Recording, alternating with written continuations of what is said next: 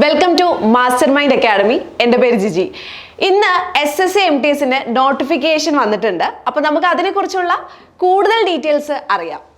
ആദ്യമായിട്ടാണ് നമ്മുടെ ചാനൽ കാണുന്നതെങ്കിൽ ചാനൽ ഒന്ന് സബ്സ്ക്രൈബ് ചെയ്യുക. ഇതുപോലത്തെ നോട്ടിഫിക്കേഷനും എക്സാം അപ്ഡേറ്റ്സുകളും മറ്റുള്ള എല്ലാ കാര്യങ്ങളും നമ്മുടെ ഈ ചാനലിലൂടെ നിങ്ങൾക്ക് ലഭിക്കുന്നതായിരിക്കും കേട്ടോ. അപ്പോൾ നമുക്ക് എന്തായാലും നോക്കാം. SSCയുടെ നോട്ടിഫിക്കേഷൻ വന്നതിൽ ഇമ്പോർട്ടൻറ്റ് ഡേറ്റ്സ് ഇവിടെ പറയുന്നുണ്ട്. അതായത് നോട്ടിഫിക്കേഷൻ വന്നത് ഇന്നാണ്, 27-ാം തീയതിയാണ് നോട്ടിഫിക്കേഷൻ വന്നത്. പക്ഷേ ഇതിൽ ഡേറ്റ് ഓഫ് സബ്മിഷൻ എന്ന് പറയും. നമുക്ക് ഓൺലൈൻ ആപ്ലിക്കേഷൻ എപ്പം മുതൽ കൊടുക്കാൻ പറ്റുമെന്ന് ചോദിച്ചു കഴിഞ്ഞാൽ ഇന്നലെ മുതൽ തുടക്കാൻ പറ്റുന്നല്ല, ഇന്നലെ മുതൽ കൊടുക്കാൻ പറ്റും. ഓക്കെ, അപ്പോൾ 26/6/2025 മുതൽ 24/7/2025 വരെയാണ്. അതായത് ഇന്നലെ മുതൽ അടുത്ത മാസം 24-ാം തീയതി വരെ നിങ്ങൾക്ക് എക്സാമിനുള്ള ആപ്ലിക്കേഷൻസ് സബ്മിറ്റ് ചെയ്യാൻ സാധിക്കുന്നതാണ് പറയുന്നത്. അതുപോലെ തന്നെ ലാസ്റ്റ് ഡേറ്റ് നമ്മൾ പറഞ്ഞു, ജൂലൈ 24-ാം തീയതി രാത്രി 11 മണി വരെയാണ് ലാസ്റ്റ് ഡേറ്റ്. ഇനി ഓൺലൈൻ ഫീസ് എപ്പോഴാണ് നിങ്ങൾ അടയ്ക്കേണ്ടത്, അതിനുള്ള ലാസ്റ്റ് ഡേറ്റ് ഏതാന്ന് ചോദിച്ചു കഴിഞ്ഞാൽ ജൂലൈ 25 രാത്രി 11 മണിക്ക് മുമ്പായിട്ട് നിങ്ങൾ എന്ത് ചെയ്യണം? ഓൺലൈൻ ഫീ പേയ്മെന്റ് കൊടുക്കണം. ഇനി നമ്മൾ അപ്ലൈ ചെയ്തു, എന്തെങ്കിലും തെറ്റ് നമുക്ക് പറ്റി, മനുഷ്യന്മാരല്ലേ, തെറ്റൊക്കെ സംഭവിക്കുമല്ലോ. അങ്ങനെ എന്തെങ്കിലും തെറ്റ് പറ്റിയെങ്കിൽ അത് നിങ്ങൾക്ക് തിരുത്താനും ഇവിടെ അവസരം വരുന്നുണ്ട്. ജൂലൈ 29 മുതൽ ജൂലൈ 31-ാം തീയതി വരെ എന്തായിരുന്നു, നിങ്ങൾക്ക് എന്തെങ്കിലും തെറ്റ് പറ്റിയിട്ടുണ്ടെങ്കിൽ അത് തിരുത്താനുള്ള സമയമാണ്. ഇനി അതുപോലെ തന്നെ ഇത് നമ്മൾ നോക്കുവാണെങ്കിൽ ഒറ്റൊരു ടിയർ ആണ് വരുന്നത്. സാധാരണ CHSL അതുപോലെ തന്നെ CGL പോലെ 2 പരീക്ഷകളല്ല, ഒറ്റ പരീക്ഷയാണ് വരുന്നത്. അപ്പോൾ ഈ പരീക്ഷ എപ്പോഴാണ് വരുന്നത് ചോദിച്ചു കഴിഞ്ഞാൽ സെപ്റ്റംബർ 20-ാം തീയതി മുതൽ ഒക്ടോബർ 24-ാം തീയതി വരെയാണ് എന്തെന്ന് പറയുന്നത് ഈ ഒരു പരീക്ഷ വരുന്നത്. ഓക്കെ, അപ്പം നിങ്ങൾക്ക് എന്തെങ്കിലും ഡൗട്ടോ മറ്റോ കാര്യങ്ങൾ ഉണ്ടെങ്കിൽ, ഓൺലൈൻ ആപ്ലിക്കേഷൻ ഫോമുമായിട്ട് എന്തെങ്കിലും ഡൗട്ടോ കാര്യങ്ങൾ ഉണ്ടെങ്കിൽ ഒരു ടോൾ ഫ്രീ നമ്പർ ഇവിടെ കൊടുത്തിട്ടുണ്ട്, 1800-309-3063. അപ്പോൾ ഈ നമ്പറിലേക്ക് നിങ്ങൾ വിളിച്ചാൽ മതി. ഇനി ഇതിന്റെ ക്വാളിഫിക്കേഷൻ എത്രയാണ് ചോദിച്ചു കഴിഞ്ഞാൽ ഇതിന്റെ ക്വാളിഫിക്കേഷൻ 10th ആണ് വരുന്നത് കേട്ടോ. 10th ആണ് ഇതിന്റെ ക്വാളിഫിക്കേഷൻ വരുന്നത്. എത്ര വേക്കൻസീസ് ആണ് വരുന്നത് ചോദിച്ചു കഴിഞ്ഞാൽ 1075 ആണ്. 1075 എന്ന് പറയുമ്പോൾ ഇതുവരെ റിപ്പോർട്ട് ചെയ്തിട്ടുള്ള വേക്കൻസി ആണ്. ഓഫ് കോഴ്സ് എന്തായിരുന്നു, അതിൽ കൂടെയുള്ളൂ, ഒരിക്കലും ഇതിൽ കുറയില്ല. ഇനി ഏത് സൈറ്റിലാണ് നിങ്ങൾ അപ്ലൈ ചെയ്യേണ്ടതെന്ന് ചോദിച്ചു കഴിഞ്ഞാൽ ഈ ഒരു വെബ്സൈറ്റ് തന്നിട്ടുണ്ട്, ssc.government.in. അപ്പോൾ ഇത് പോസ്റ്റുകൾ എന്ന് പറയുന്നത് MTSും അതുപോലെ തന്നെ ഹവൽദാറും ആണ്. ഇപ്പൊ 1075 എന്ന് പറയുന്നത് എന്തായിരുന്നു, ഹവൽദാർ പോസ്റ്റ് ആണ് വരുന്നത്. MTS എന്ന് പറയുന്നത് എന്തായിരുന്നു, നമ്മളത് വേക്കൻസി കറക്റ്റ് ആയിട്ട് എത്രയാണെന്ന് പറഞ്ഞിട്ടില്ല.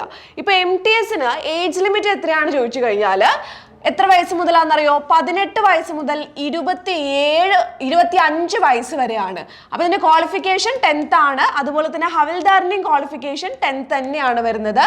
ഹവൽദാറിന്റെ ഏജ് ലിമിറ്റ് എത്രയാണ്? 18 വയസ്സ് മുതൽ 27 വയസ്സ് വരെയാണ് ഇതിന്റെ ഏജ് ലിമിറ്റ് വരുന്നത്. ഇനി ഉറപ്പായിട്ടും ബാക്കിയുള്ള റിലാക്സേഷനെ പോലെ, ഏജ് റിലാക്സേഷനെ പോലെ ഇവിടെയും ഏജ് റിലാക്സേഷൻ ഉണ്ട്. ഇപ്പോൾ OBC ആണെങ്കിൽ 3 വർഷം MTSനും ഹവൽദാറിനും റിലാക്സേഷൻ ഉണ്ട്. അതുപോലെ തന്നെ നമ്മൾ നോക്കിക്കഴിഞ്ഞാൽ നമ്മുടെ SC/ST ആണെങ്കിൽ 5 വർഷം വരുന്നുണ്ട്. ഇനി PWBD ആണെങ്കിൽ നമുക്ക് എത്ര വർഷം വരും? 10 വർഷം വരുന്നുണ്ട്. ഇനി അത് PWBD OBC ആണെങ്കിൽ 13 വർഷവും SC/ST ആണെങ്കിൽ 15 വർഷവും വരുന്നുണ്ട്. ഇനി വിഡോ ആണെങ്കിൽ, ജനറൽ അൺറിസർവ്ഡ് കാറ്റഗറി ആണെങ്കിൽ 35 വയസ്സ് വരെ നിങ്ങൾക്ക് അപേക്ഷിക്കാൻ സാധിക്കും.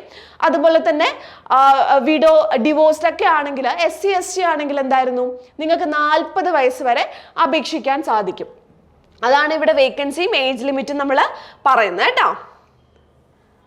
ഇവിടെയൊക്കെ കൊടുത്തിട്ടുണ്ട്. നാഷണാലിറ്റി എന്താണ്, ക്വാളിഫിക്കേഷൻ എന്ത്, ഇന്ത്യൻ സിറ്റിസൺഷിപ്പ് വേണം, അങ്ങനെയുള്ള കുറേ കാര്യങ്ങൾ. അപ്പം നമ്മൾ സ്വാഭാവികമായിട്ട് നമുക്കറിയാം, നമ്മളൊക്കെ അങ്ങനെയാണല്ലോ. അപ്പം അതിനെക്കുറിച്ച് കൂടുതലായിട്ട് പറയണ്ട. നമ്മൾ ഏജ് ലിമിറ്റ് കൃത്യമായിട്ട് പറയുന്നുണ്ട്. അപ്പോൾ ഏജ് ലിമിറ്റ് ഏത് ഡേറ്റ് ഉൾപ്പെടെയാണ് നോക്കുന്നതെന്ന് ചോദിച്ചു കഴിഞ്ഞാൽ 1/8/2025 ഓഗസ്റ്റ് 1 ഇതിൻ്റെ ഏജ് ലിമിറ്റ് ആയിട്ട്. നമ്മൾ സാധാരണ PSC എക്സാമിൽ ജനുവരി 1 കൺസിഡർ ചെയ്യുന്നത്. ഇത് ഓഗസ്റ്റ് 1-ാം തീയതിയാണ് വരുന്നത് കേട്ടോ. നമ്മൾ നേരത്തെ പറഞ്ഞ ഏജ് ലിമിറ്റും മറ്റും കാര്യങ്ങളൊക്കെ ഇവിടെ പറയുന്നുണ്ട്. ഇനി അടുത്ത എന്താണ് ഇമ്പോർട്ടൻ്റ് ആയിട്ട് നോക്കണ്ടേ നമുക്ക് നോക്കാം. ഇനി വൺ ടൈം രജിസ്ട്രേഷൻ അത് അങ്ങനെയുള്ള കാര്യങ്ങളൊക്കെ പറയുന്നുണ്ട്. നമ്മൾ നേരത്തെ പറഞ്ഞ സൈറ്റിലൂടെ പോയി കഴിഞ്ഞാൽ നമുക്കത് നോക്കാം എങ്ങനെയാണ് രജിസ്ട്രേഷൻ പ്രോസസ്സ്, ഇങ്ങനെയുള്ള കാര്യങ്ങളൊക്കെ പറയുന്നുണ്ട്. ഇനിയിപ്പോൾ ഇത് ആർക്കെങ്കിലും വേണമെങ്കിൽ നമ്മുടെ ടെലഗ്രാം ചാനലിൽ ഇട്ടേക്കാം കേട്ടോ. എഡ്യൂക്കേഷൻ ക്വാളിഫിക്കേഷൻ നമുക്കറിയാം 10th ആണ് വേണ്ടത്, അല്ലെങ്കിൽ ഇക്വലന്റ് ആണ്. SSLC അല്ലെങ്കിൽ ഇക്വലന്റ് ആണ് എഡ്യൂക്കേഷൻ ക്വാളിഫിക്കേഷൻ വേണ്ടത്. നമ്മളതും കൃത്യമായിട്ട് പറഞ്ഞു. അപ്ലൈ ചെയ്യേണ്ടത് ssc.government.in അപ്ലൈ ചെയ്യേണ്ടത് എന്നും കൃത്യമായിട്ട് ഇവിടെ തന്നെ പറയുന്നുണ്ട്. പിന്നെ എന്താണ് ഇമ്പോർട്ടൻ്റ് ആയിട്ടുള്ള കാര്യം നമുക്ക് നോക്കാം. ഇതാണ് SSCയുടെ നമ്മൾ CHSL നോക്കിയപ്പോഴും പറഞ്ഞു ഇഷ്ടംപോലെ പേജസ് ഉണ്ട് കേട്ടോ, ഇഷ്ടംപോലെ പേജസ് ഉണ്ട്. ഫീസ് വരുന്നത് 100 രൂപയാണെന്ന് പറയുന്നുണ്ട്. ഓക്കെ, ഇതിന്റെ ഫീസ് എത്ര വരെയാണ്? 100 രൂപയാണ് ഇതിന്റെ ഫീസ് വരുന്നത് കേട്ടോ. അപ്പോൾ ഈ ഫീസ് എല്ലാവർക്കും കൊടുക്കണോ ചോദിച്ചു കഴിഞ്ഞാൽ എല്ലാവർക്കും കൊടുക്കേണ്ട വരില്ല.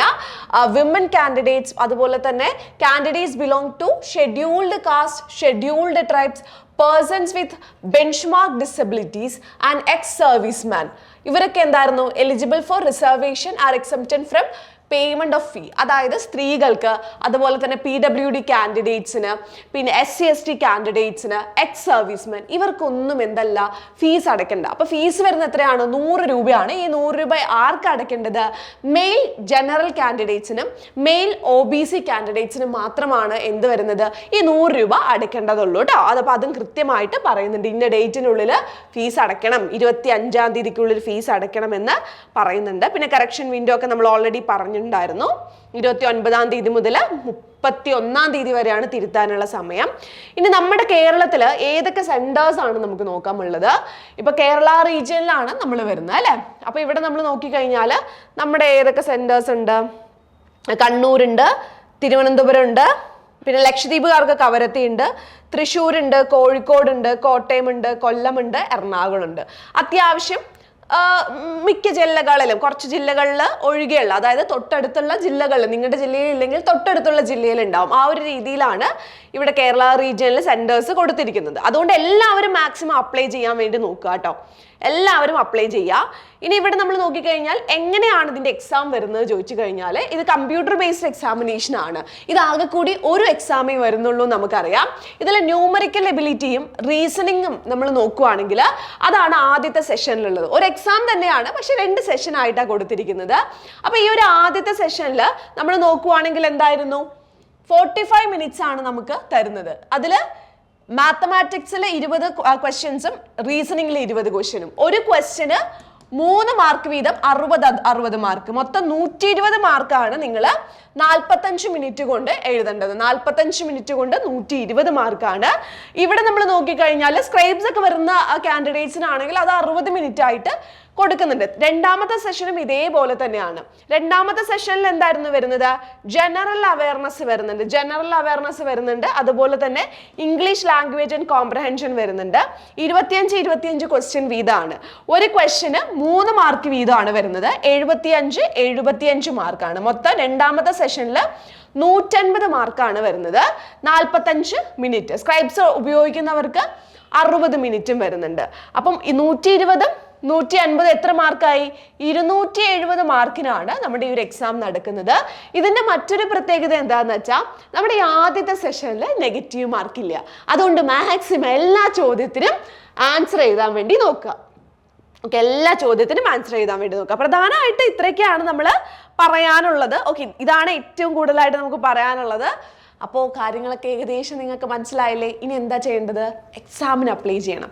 എക്സാമിന് അപ്ലൈ ചെയ്താൽ മാത്രം മതിയോ? പോരാ, പഠിക്കണം അല്ലേ? നെഗറ്റീവ് മാർക്ക് ഇല്ലാത്ത പകുതിക്കും 120 മാർക്കിൽ നെഗറ്റീവ് മാർക്ക് ഇല്ല എന്ന് പറയുമ്പോൾ നിങ്ങൾ ഈ ഒരു അവസരം നന്നായി ഉപയോഗിച്ച് കളയുക. കാരണം എല്ലാത്തിലും നെഗറ്റീവ് മാർക്ക് ഉണ്ട് അല്ലേ?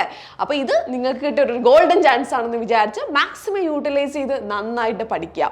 ഇനി നിങ്ങൾക്കൊരു ക്ലാസ് ഒക്കെ, ഒരു കോച്ചിങ്ങിനൊക്കെ ജോയിൻ ചെയ്യണമെന്നുണ്ടെങ്കിൽ നിങ്ങൾക്ക് ഇഷ്ടമുള്ള, ഒന്നില്ലെങ്കിൽ സ്വന്തമായിട്ട് പഠിക്കാം, കോച്ചിങ്ങിന് ജോയിൻ ചെയ്യുകയാണെങ്കിൽ ഇഷ്ടമുള്ള അവിടെ പഠിക്കാം.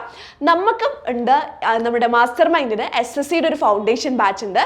നിങ്ങൾക്കും ജോയിൻ ചെയ്യാം കേട്ടോ. നമ്മൾ ബേസ് മുതൽ എല്ലാ കാര്യങ്ങളും പഠിപ്പിക്കുന്നുണ്ട്. റെക്കോർഡ് സെഷൻ ഉണ്ട്, ലൈവ് സെഷൻ ഉണ്ട്, മെന്ററിംഗ് സപ്പോർട്ട് ഉണ്ട്, അതുപോലെ തന്നെ പ്രീവിയസ് ഇയർ ക്വസ്റ്റ്യൻ പേപ്പറും മോക്ക് ടെസ്റ്റും എല്ലാം ഉള്ളൊരു കംപ്ലീറ്റ് ബാച്ചാണ്. നിങ്ങൾക്ക് ജോയിൻ ചെയ്യാം. അപ്പോൾ നമ്മുടെ സ്ക്രീനിലുള്ള നമ്പറിൽ നിങ്ങൾക്ക് കോൺടാക്ട് ചെയ്യാവുന്നതാണ്. അപ്പോൾ നിങ്ങൾ കോൺടാക്ട് ചെയ്യുക. ഡിസ്ക്രിപ്ഷനിൽ നമ്പർ കൊടുത്തിട്ടുണ്ട്. അപ്പോൾ നിങ്ങൾക്ക് കോഴ്സിൻ്റെ ഡീറ്റെയിൽസും മറ്റും കാര്യങ്ങളൊക്കെ കിട്ടും. അപ്പോൾ വീണ്ടും അടുത്തൊരു സെഷനിൽ നമുക്ക് കാണാം. എല്ലാവർക്കും all the best. Bye. Channel subscribe ചെയ്യാൻ മറക്കരുത്. ഒന്നുകൂടി ഓർമ്മിപ്പിക്കുകയാണ്. ബൈ.